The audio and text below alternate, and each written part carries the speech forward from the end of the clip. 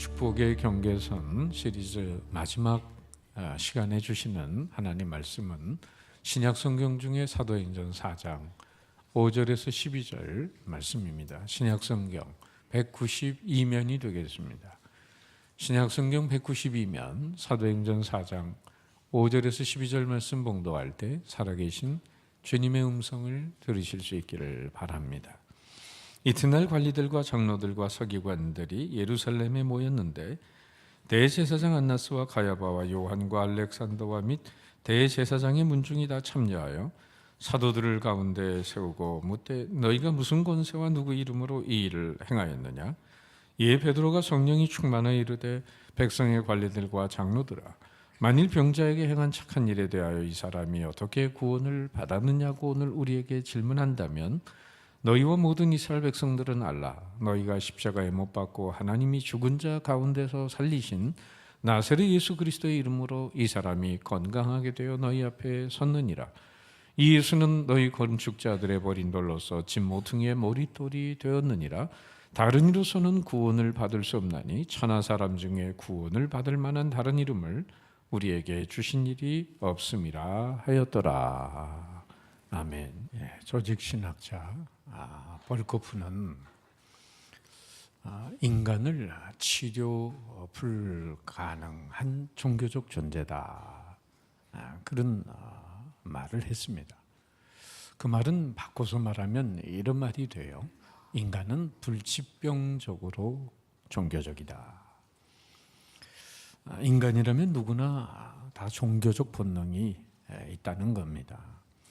그 이유는 신을 존재하지 않은 문화나 역사는 상상할 수 없기 때문입니다. 이런 현상을 어떻게 설명할 수 있습니까? 심지어 하나님 믿지 않는 분이라도 무의식 중에 하는 말이 아이고 하나님, 또 하나님 맙소사. 심지어 영어 쓰는 사람은 오 마이 갓. 하나님 믿지 않는 사람도 그런 무의식 중의 용어를 쓰는 것은 지혜왕 솔로몬이 전도서 3장에서 말씀한 것처럼 하나님은 인간에게 영원을 사모하는 마음을 주셨기 때문이라고 봅니다. 그래서 그런지 하나님을 알지 못하는 사람들도 나름대로 저마다의 신을 섬기려고 합니다. 문제는 뭐죠? 자기가 믿는 신이 정말 인생에 가장 해결할 수 없는 두 가지 숙명적 과제인 죄의 문제와 이 죽음의 문제를 해결할 수 있느냐 하는 겁니다. 바로 그것이 정말 구원을 이루는 신이 되는 거죠. 역사가 시작된 이래 많은 여러 가지 사람들은 인간적인 구원의 방법을 발명해 왔는데 도무지 말 못하는 하늘의 달이나 또 나무나 돌 같은 자연을 숭배하는 미신 종교를 만들어내기도 했습니다. 그리고 사람 사물의 활동은 이것은 모두 영의 힘에 좌우된다는 정령 숭배도 만들어냅니다. 신을 접해서 애군을 없앤다는 무당 종교도 만들어냈습니다. 또 새긴 우상을 받들어 섬기는 성상 숭배를 만들기도 하고 효성이라는 미명하에 죽은 자를 섬기는 조상 숭배도 있습니다. 그리고 성인과 성자를 섬기는 각종 다양한 이방 종교들이 가득합니다. 이렇게 저마다 나름대로 그런 신을 통해서 다음 세계에 이르러 보겠다고 하고 인간의 죄의 문제를 달래보기도 한 것이죠. 인도의 4억의 불교도들은 5mm가량의 퇴색된 송곳니 하나를 대단히 성물이라고 섬겨요. 주전 543년 성가모니 화장터에서 얻은 것으로 800년 뒤에 신론 섬으로 옮겨졌는데 그 신론의 칸 뒤에 있는 이빨 성전의 황금 연꽃 위에 놓여져 있습니다. 해마다 수십만의 불교도들이 그 석가모니의 송곳니를 보기 위해서 모여드는데 황금 보석과 많은 예물을 갖다 바치죠. 얼마나 어리석은 인간의 모습입니까? 그 석가모니의 썩은 송곳니 하나, 그것에 무슨 그것이 인간에게 위로와 기쁨과 소망을 주고 죄의 문제, 죽음의 문제를 해결할 수 있습니까? 그런데도 목을 메고 거기에 가서 신처럼 받드는 거예요. 소위 밀레니엄 시대인 21세기에 사는 우리들 역시 정교한 종교를 사람들이 만들어냅니다. 고등한 철학적 현대 사조로 포장된 소위 포스트 모더니즘, 그리고 종교다원주의 많이 들어보셨죠? 모든 종교를 통해서 다 천국에 갈 수 있다는 거예요. 그러니까 21세기에는 구원에 이르는 절대 진리나 절대 종교는 없다. 모든 진리와 종교는 다 상대적이다. 모든 진리가 절대 진리고 모든 종교가 참 종교다. 모든 종교는 구원이라는 정상을 향해 나아가는 다른 종류의 길들일 뿐이다. 저 산꼭대기에 구원이 있다면 이 길로도 가고 저 길로도 가고 저 길로도 가니까 종교는 달라도 결국은 다 극락의 천국에 천당에 가는 거 아니냐, 이렇게 종교다원주의를 주장하는 사람들이 늘어나고 있습니다. 결국 모든 종교는 다 동일하다는 소위 종교 크로스오버를 시도하고 있는 것이에요. 그러나 성경은 우리 기독교에는, 다른 종교에는 구원이 없다는 것을 분명하게 전제하고 있습니다. 오늘 본문에 나온 이 구절은 많이 암송도 하고 우리가 소중히 여기는 구절인데, 사도행전 4장 12절 베드로의 고백을 같이 읽어봅니다. 시작.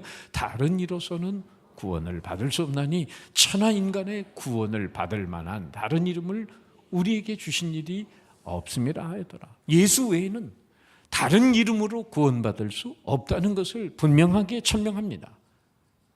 마틴 로이드 존스 목사님은 이 다른 이름을 이렇게 표현했어요. 두 번째 이름, 세컨드 네임이라고. 그러니까 인간이 구원받을 수 있는 또 다른 이름, 두 번째 이름은 존재하지 않는다. 예수밖에는 구원이 없다라고 말씀하는 거예요. 그런데 복음 전하면서 이렇게 하면 구원받는다 이런 얘기를 하지, 왜 긍정적인 메시지가 아닌 배타적이고 부정적인 메시지로 기독교는 시작을 하고 있느냐라는 핀잔을 받기도 합니다. 사도 베드로가 너무나 중요한 구원의 문제를 다루고 있기 때문이죠. 구원은 너무나 중요하기 때문에 이건 안 되는 것을 혹시 될지도 모른다든가 될 수도 있다든가 아마도 그럴지 모른다든가 이런 여유를 부릴 수 없는 것입니다. 여러분, 우리에게 왜 구원이 필요하죠? 우리에게 왜 예수님이 필요합니까? 그 이유는 모든 인간이 죄인이고 그 죄의 영향력 아래 살아가고 있기 때문입니다. 그것을 사도 바울은 로마서 5장 12절에서 잘 표현해 줬어요. 함께 봉독합니다. 시작. 그러므로 한 사람으로 말미암아 죄가 세상에 들어오고 죄로 말미암아 사망이 들어왔나니 이와 같이 모든 사람이 죄를 지었으므로 사망이 모든 사람에게 이르렀느니라. 한 사람 누구죠? 바로 아담입니다. 아담과 하와의 선악과를 따먹은 아담과 하와의 생명과 인격에 달라붙은 죄는 그 피를 타고 자손만대에 이르도록 퍼짐으로 모든 사람들이 아담의 죄에 오염돼서 사망 권세에 눌려 살아가고 있는 것입니다. 마치 수온지가 오염이 되면 시내도 강도 바다도 오염이 되는 이치와 같은 거예요. 꼭대기가 오염됐기 때문에, 죄로 오염됐기 때문에 그 후손들은 생명과 인격에 달라붙어서 상육번성 충만했지만, 그러나 우리의 피 속에 이 죄가 유전적으로 깃들여져 있는 것입니다. 죄는 여러분, 설교자들이 사람을 공경에 빠뜨리기 위해서 만들어낸 그런 발명품이 아닙니다. 우리 영혼 안에 실제하고 있는 거예요. 로마서 3장 23절에 바울은 말하죠. 모든 사람이 죄를 범하였음에 하나님의 영광에 이르지 못하더니. 여러분 가운데 혹시 난 죄인이 아니다라고 주장하는 분 계십니까? 죄를 짓는 죄, 반복하는 죄, 정당하는 죄, 정말 죄를 짓고도 남에게 책임 전가하는 죄, 알고도 짓는 죄, 모르고도 짓는 죄, 남 죄짓게 만드는 죄, 수많은 죄들을 내가 본의 아니게 고의적으로나 또 본의 아니게 어쩔 수 없이 죄를 짓고 살아가는 인생인 걸 알고 있죠. 그리고 이 세상에 안 죽는 사람이 있습니까? 한 사람도 없습니다. 소위 나름대로 종교를 창시했다는 사람들도 다 죽었습니다. 왜? 죄 때문에.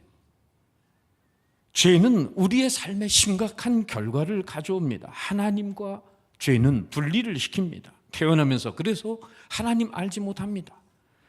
그리고 죽어서도 하나님 계시지 않은 곳으로 갑니다. 죄는 인간의 영혼의 부패와 타락을 가져왔습니다. 예레미야 17장 9절 10절 보면 하나님은 선지자를 통해 이렇게 말씀하세요. 만물보다 거짓되고 심히 부패한 것이 인간의 마음이라 누가 능히 알리오마는 나 여호와는 심장을 살피며 폐부를 시험하고 각각 그 행위와 그 행실대로 보응하나니. 여러분, 우리가 살아가는 이 세상 정말 하나님의 진리의 말씀이 아니면 얼마나 이 세상이 더러워지고 타락하고 정말 무서운 세상이 되겠습니까? 지금도 우리가 살아가기에 얼마나 밖에서 일어난 사건들 보면 얼마나 악합니까? 한 꼬마가 혼자 비행기를 탔대요. 좌석은 창 쪽이었고 옆에는 덩치가 산 많은 남자가 앉았는데 그 잠시 후 남자는 비행기가 이륙하자마자 그냥 잠에 빠졌어요. 근데 아이는 이 비행기 처음 타서 그런지 멀미를 하기 시작하는데 화장실에 가고 싶지만은 남자가 깨우긴 무서웠고 그렇다고 넘어가기에는 덩치가 너무 컸어요. 갑자기 비행기 흘리면서 아이가 그냥 그만 참지 못하고 남자의 무릎 위에 왁 하고는 토하고 말았어요. 하지만 다행히 그 아저씨는 깨어나지 않았습니다. 1시간쯤 뒤에 깨어났는데 자기 무릎을 보자마자 아연 실색하면서 놀라는데 그때 천연덕스럽게 아이가 얘기하는 거예요. 아저씨, 이제 좀 괜찮으세요? 안 웃는 사람은 뭐 하는 거예요? 얼마나 영악합니까? 요즘 애들 얼마나 영악해요? 여러분, 애들만 아니라 인간이 범죄하는 모습 보면 나날이 약해져 갑니다.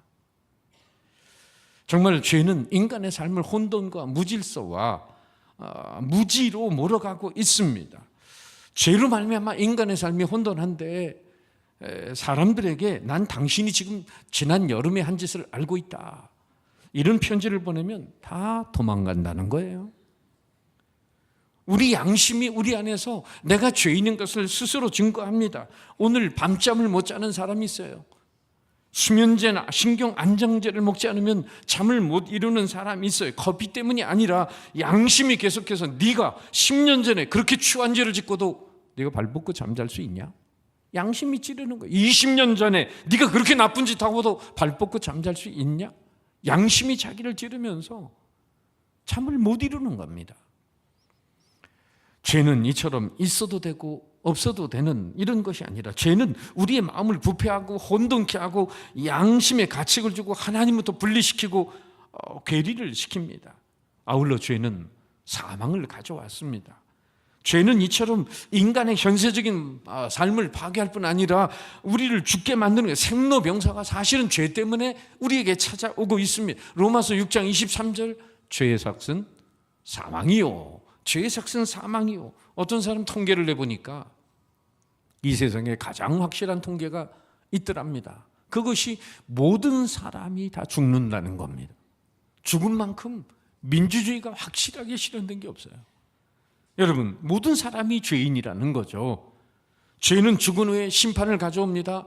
요한계시록 20장 13절 14절 같이 한번 읽어볼까요? 시작. 바다가 그 가운데서 죽은 자들을 내주고 또 사망과 음부도 그 가운데서 죽은 자들을 내주매 각 사람이 자기 행위대로 심판을 받고 사망과 음부도 불못에 던져지니 이것은 둘째 사망 불못이라.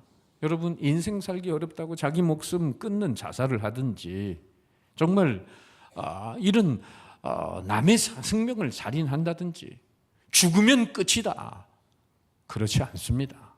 영원한 불못, 영원한 불못이 있어요. 예수님은 마가복음 9장 49절에서 이런 말씀을 사람마다 불러서 소금치듯 함을 받으리라, 지옥을 묘사하신 건데요. 고기 중에는 돼지 목살 왕소금구이가 괜찮아요.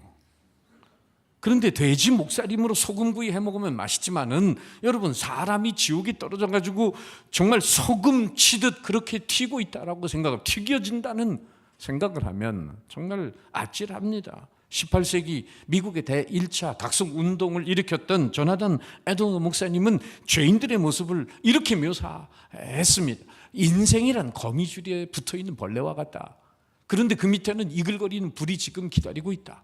그래서 불이 거미줄을 태우게 되면 벌레는 떨어진다. 떨어지는데 죽지도 않는다. 그 불에 소금을 친다. 벌레가 소금 치듯 함을 받고 영원토록 고통을 받는 것이 바로 불못 지옥의 고통이다.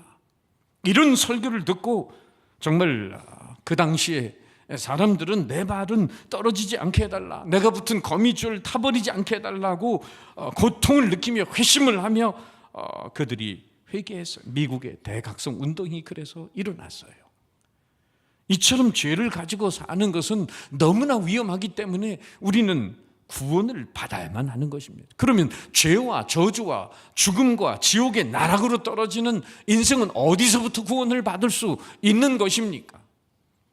그것은 인간의 능력으로, 인간의 자구책으로 마련되는 것이 아닙니다.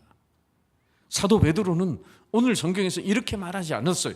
죄인들아, 너희 스스로의 능력으로 너희들을 구원해라. 스스로 너희를 도와라. 너희 힘으로 죄에서 벗어나라. 너희 힘으로 지옥을 벗어나라. 너희 힘으로 천국 가고 너희 영혼의 부패를 막아보고 너희의 힘으로 사망을 벗어나라. 그러니까 save yourself, 네 자신이 스스로 너를 구원하라가 아니라 be saved, 구원받아야 된다는 거예요. 구원받아야 된다. 바로 인간은 자기 내부의 능력으로, 스스로의 능력으로, 자력으로 구원받을 수 없다는 것을 베드로가 선포합니다. 아까 읽었던 말씀 다시 보세요. 12절 말씀.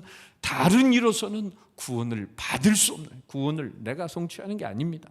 구원을 받는 것입니다. 천하 사람 중에 구원을 받을 만한 다른 일, 예수 외에 다른 이름을 우리에게 주신 일이 없습니다. 다른 종교를 창시한 자들도 참 위대한 분들이 많습니다. 공자, 맹자, 석가모니 나름대로 위대하고 구원의 길을 제시해 보려고 했어요. 다른 종교가 하는 좋은 기능도 많아요. 위로도 주고 소망도 주고 그렇게 사회에 질서도 부여합니다. 그러나 문제는 뭐예요? 구원은 인간 스스로의 능력으로 찾을 수 없다는 겁니다. 기독교는, 다른 종교는 인간이 구원을 스스로 찾아간다고 하지만 예수님은 하늘 보좌를 버리고 이 땅에 내려와서 우리를 구원해 주신 하나님이십니다. 기독교와 다른 종교의 결정적인 차이가 여기 있어요. 인간은 내가 이러다가 병들고 죽는구나, 인생 무상 느끼면서 생로병사로부터 빠져나오고 어떻게 구원받나 스스로 인간이 만든 수양 종교를 통해서 그 나름대로 죄와 죽음의 문제를 해결해 보려고 하지만은 이 자력 종교로는 결코 인간 스스로를 구원받을 수 없어요. 마치 물에 빠진 사람이 허우적거리면서 자기 손으로 자기 머리를 채서 끌어내겠다고 하는 그런 논리와 똑같은 거예요. 아니, 허우적대면 죽어가는 거지 거기서 어떻게 자기 손으로 자기 머리를 끄집어내겠다는 겁니까? 구덩이에 깊이 빠진 사람이 밖에서 손을 던져서 밧줄을 던져서 그 사람을 끌어올려줘야 구원을 받는 거지, 저 깊은 구덩이에 빠져서 자기 훗으로 혼자 나오겠다고 하는 얘기와 똑같은 거죠. 기독교는 죄인된 인간이 스스로를 구원할 수 없음을 전제하기 때문에 인류의 구원자로 오신 예수님만 예수님만으로 구원받을 수 있다고 믿는 타력 종교입니다. 지금 사도 베드로와 다른 사도들이 하는 말씀은 다른 이름에는 죄로부터의 구원이 없다는 것이에요. 어떤 사람들은 왜 예수로만 구원을 받느냐, 기독교는 독선적인 종교라고 이야기합니다. 어떤 사람 아무 종교나 믿어도 구원받아야지, 반드시 기독교 예수님만 믿어야 구원을 받느냐 반문합니다. 모든 종교에 구원이 나름대로 있는 게 아니냐. 여러분은 어떻게 생각하세요?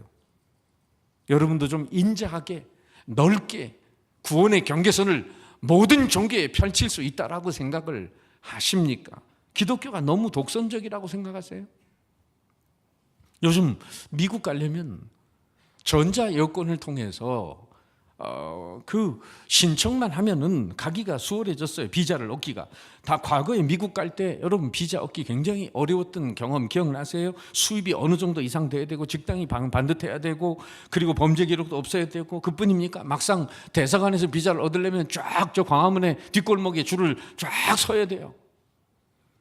그리고 미국의 공항에 도착하면 비자를 또다시 받아야 했습니다. 미국 가기가 그렇게 복잡하고 어렵다고 해서 나는 미국에 꼭 그렇게 가는 방법으로 안 가겠다, 내가 택한 방법으로 가겠다, 이런 사람 미국 갈 수 있을까요? 없을까요? 못 갑니다. 미국 대사관에서 서류를 제출하려면 번거로워도 해야 되는 거고, 줄 서서 기다리면 땀나도 해야 되는 거죠. 여러분, 중국에 가기 위해서 중국 비자 필요합니까? 안 필요합니까? 중국 비자 없으면 공항에서 바로 대짜 맞습니다. 비행기 타고 바로 돌아와야 돼요. 다른 길이 없습니다. 그 나라 가려면 그 나라 대사관에서 내준 비자를 받아야 돼요. 천국 가려면 여러분, 하나님이 예수님을 통해서 내준 믿음의 비자를 가지고 가셔야 할 줄 믿습니다. 구원을 얻는 길을 사람들이 만들어 놨다면 사람들이 만든 방식대로 갈 수 있겠죠. 그러나 구원의 길은 하나님이 만들어 놓으셨기 때문에 하나님의 방법대로 가야 돼요. 이건 돈으로도 권세로도 명예로도 세상의 어떤 선행으로도 구제로도 되지 않습니다. 인간이 만든 그 어떤 수양 종교라도 구원받을 수가 없습니다. 예수님을 나의 구주로 영접해야만 우린 구원받고 천국 갑니다. 어떤 분이 불교하고 기독교하고 어떻게 다르냐 묻길래 여러 가지 얘기할 수 있겠지만은 제가 이렇게 설명을 했어요. 컵에 구정물을 딱 담아 놓으면은 이 구정물 오랫동안 하루 담가 놓으면은 이 구정물 찌꺼기들이 좀 밑으로 가라앉는다. 이걸 소위 명상을 통해서 얻는 효과라고 하는 거다. 소위 참선이나 좌선이나 자기 마음을 수양을 해가지고 가만히 가라앉히면은 죄가 밑바닥으로 가라앉은 것 같아서 위는 깨끗한 것 같은데 문제는 툭 건드리면은 밑에 있는 것들이 다시 끌어올라온다. 이것이 불교다. 기독교는 그런데 내가 여기 내 인생이 더러운 물이라 할지라도 구정물일지라도 거룩한 총매이신 예수님이 티백처럼 들어와서 그 티백이 화학적 변화를 일으키면서 내 마음과 인격과 내 삶을 가치관을 변화시키기에 그분이 나를 변화시키는 이 변화의 역사를 이루는 종교다. 할렐루야. 여러분, 예수님은 요한복음 14장 6절에서 이렇게 말씀하셨어요. 같이 읽어보죠. 시작. 예수께서 이르시되 내가 곧 길이요 진리요 생명이니 나로 말미암지 않고는 아버지께로 올 자가 없느니라. NIV 영어 성경에 한번 보세요. Jesus answered, I am the way and the truth and the life. No one comes to the Father except through me. 즉 여기 중요한 것이 뭐죠? 여러분, 길과 진리와 생명이란 단어 앞에 부정관사인 어라는 부정관사가 아니라 정관사 더가 붙어 있다는 건 뭐예요? 이것은 예수님은 바로 유일한 생명의 길이 되고 유일한 생명의 진리요 유일한 영생의 길이 된다고 말씀하시는 거죠. 기독교가 독선적이라도 할 수 없고 배타적이라도 할 수 없어요. 이 한 가지 길밖에는, 예수 이름밖에는 구원받는 길이 없는 것입니다. 여러분, 축복의 경계선 시리즈 오늘이 마지막 날인데 첫 번째 시간 주인의 경계선 때 말씀드렸던 대로 아담과 하와가 하나님께서 자기를 보호하기 위해 설치해 놓은 주인의 경계선 선악과를 따먹은 것이 인간의 원죄의 출발이죠. 사단은 선악과 먹으면 눈이 밝아져서 하나님과 같이 된다고 속였습니다. 그러나 벌거벗은 자기의 몸을 보면서 부끄러움과 두려움에 부끄러움을 무화과 나무 잎으로 가렸다고 성경은 말합니다. 창세기 3장 7절 말씀 보세요. 이에 그들이 눈이 밝아져 자기들이 벗은 줄 알고 무화과 나무 잎을 엮어 치마로 삼았더라. 인간이 처음으로 옷을 입는 순간입니다. 그 나뭇잎으로 자기 부끄러움을 가리면서 가시덤불 엉겅퀴로부터 몸을 보호해 줄 것이라고 기도했죠. 몇 시간 지난 뒤에 이 나뭇잎 옷은 말랐고 부스러져 버리고 말았어요. 그들의 기대는 어긋났고 헛수고한 것이 되고 말았어요. 오늘날도 진정 구원의 기쁨이 없는 인생은 죄에 대한 수치를 가리기에 아담과 하와처럼 자기가 만든 각종 무화과 나무잎으로 자기를 가리고 있습니다. 예컨대 세상 종교와 구제와 선행과 같은 도덕적 행위를 통해서 자신의 죄의 부끄러움을 가려보려고 하는 것입니다. 그럼에도 불구하고 동산나무 뒤에 낯을 피하고 숨은 아담처럼 진리의 빛을 떠나서 죄의 어둠 속에 살고 죽음의 공포 속에 살아가고 있어요. 이상한 것은 아담과 하와는 그 손으로 만든 무화과 나무 잎을 해 입고도 이런 고백을 합니다. 벗었으므로 두려워 숨었나이다. 인간이 자구책을 마련해가지고 자기의 죄를 감풀았지 자기의 부끄러움을 가려보려고 했지만은 인생 두려움과 죄와 저주와 죽음의 공포에 떨면서 살아가고 있다는 얘기입니다. 결국은 그 나뭇잎 치마는 하나님 앞에서 아무런 효과도 없었다는 거죠. 히브리서 기자는 4장 13절에서 이런 말씀합니다. 지은 것이 하나도 그 앞에 나타나지 않음이 없고 우리의 결산을 받으시기에 눈앞에 만물이 벌거벗은 것 같이 드러나느니라. 인간을 속여도 하나님의 불꽃 같은 눈을 속일 수 있는 인간은 아무도 없습니다. 중심을 보시는 하나님 앞에 그 미흡한 나뭇잎 치마는 전혀 효과가 없었죠. 부끄러운 모습 그대로 드러나고 마는 거죠. 무화과 나무는 인간의 자구책입니다. 오늘도 수양 종교는 인간의 자구책입니다. 인간의 노력, 물질의 잎으로도 권력의 잎으로도 지식의 잎으로도 선행의 잎으로도 도덕의 잎으로도 어떤 종교의 무화과나 잎으로 자신을 가리워도 결코 인간의 죄를 가릴 수 없다는 것입니다. 바로 죄 때문에 죽어야 되고 영원한 지옥의 나락에 떨어져야 한다는 것이죠. 오늘날 구원의 기쁨이 없는 인생, 바로 그렇게 한편에서 죄를 짓고 한편에서 선행과 인간이 만든 수양 종교를 통해서 자신의 부끄러움을 가리고 있습니다. 그 중에 제일 많이 입는 옷이 뭐예요? 바로 선행의 옷입니다. 전에 말씀드렸죠. 제가 만약에 강도라고 생각을 해보세요. A라는 집에 가서 1,000만 원 훔쳤어요. 그리고 나오다가 왼쪽에 보니까 너무 가난한 집이 있어요. 500만 원 던져줬어요. 그리고 나가다가 제가 경찰관한테 딱 붙들렸어요. 질문. 저는 1,000만 원어치의 죄인일까요? 500만 원어치의 죄인일까요? 다 암시롱. 저는 실정법상 1,000만 원어치의 죄인입니다. 내가 500만 원 다른 사람 도와줬다고 해서 내 죄에 전혀 영향력을 미치지 못합니다. 인간의 선행으로 인간의 죄는 감해지지 않습니다. 예수 믿고 난 다음에, 구원받고 난 다음에 선행은 하늘의 상급으로 인정이 되지만은 예수 믿기 전에 선행은 인간의 죄를 1%도 가리지 못합니다. 그렇다면 여러분, 죄와 죽음의 공포에 시달리는 인생을 향해 베푸신 하나님의 은총은 뭐죠? 그 정답은 창세기 3장 21절에 나와 있어요. 다 같이 시작. 여호와 하나님이 아담과 그 아내를 위하여 가죽옷을 지어 입히시니라. 사랑의 하나님께서는 아담의 나뭇잎 치마를 벗기셨어요. 그리고 동물 한 마리 양을 잡으셨어요. 이 동물은 아담의 부끄러움을 가려주기 위해서 피를 대신 흘리면서 희생됩니다. 죄를 씻으려면 그 값을 치러야 되는데 동물을 희생시키고 피 묻은 가죽을 손수 벗기셔서 아담과 하와에게 입히십니다. 그러니까 하나님은 대속의 제물을 통해 대리적 형벌을 허용하시고 아담과 하와에게 속죄의 은혜를 베푸신 거죠. 나뭇잎 치마로는 안 되기 때문에 피 흘린 가죽옷을 입혀주신 것 아니겠습니까? 옛날 얘기 하나 해드리면, 바로 옛날 어느 임금이 아주 공의로운 임금이 있었어요. 이 임금님은 법에 따라 모든 걸 공정하고 심판했기 때문에 온 국민들이 두려워하고 존경했어요. 그런데 그 연로한 어머니가 하나 있었습니다. 아주 어머니를 끔찍이 사랑하는 효자였어요. 그런데 문제가 발생했어요. 그 어머니가 나라에 큰 죄를 저지른 거예요. 그래서 백성들의 유일한 관심은 임금이 죄 지은 그 사랑하는 어머니를 어떻게 판결할 것인가에 대해서 궁금해했습니다. 정의로운 임금이야말로 자기 어머니를 심판하는데 외회시키진 않을 거다. 또 한편은 효자 임금님이 어떻게 어머니를 심판할 수 있겠는가. 드디어 재판날이 왔어요. 임금님은 높은 보좌에 있고 죄수인 어머니는 결박을 당한 채 끌려와 무릎을 꿇었습니다. 사람들은 수금을 죽이면서 재판정 과정을 지켜보았습니다. 드디어 임금님 위에서 단호한 판결이 내려집니다. 저 죄인에게 굵은 몽둥이로 권장 40대를 때려라. 한쪽에서는 와 하는 음성이 들렸습니다.